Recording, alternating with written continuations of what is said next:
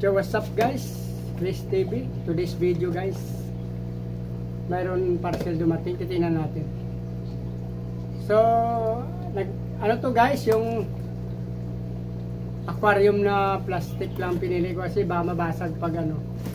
Pagka ang plano ko kasi dito, pag naglabas ako ng aking fish, ilalagay natin dito sa plastic jar. So kaso hindi ko inaasahan guys na ganito kaliit.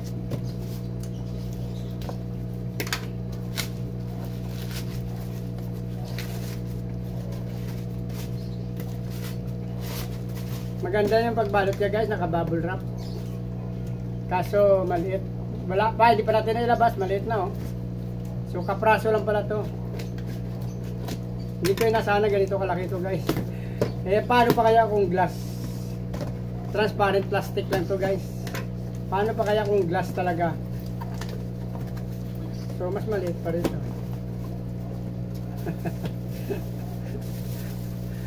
Pero maganda naman sana guys oh.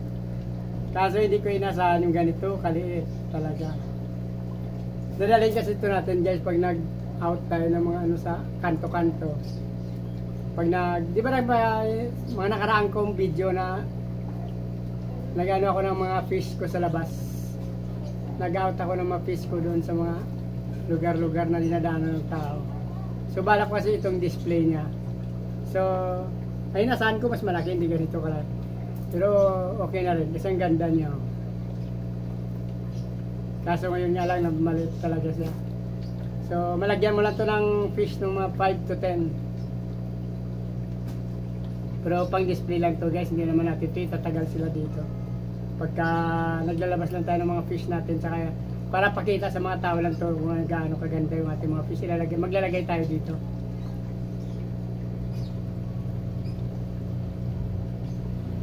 Ganda rin, kaso napakalit niya talaga. Ganda rin pagkadating niya, walang tama. Una kong na-order yung talagang glass na transparent. So kaya lang, kung sa labas tayo at matabig, pag nahulog sa simento, basag, sayang pera. So ito ang plastic kasi guys.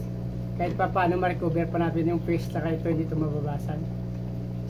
So okay na rin to. Kaso lang, yun nga yung ano ko, concern ko, napakaliit pala niya masyado.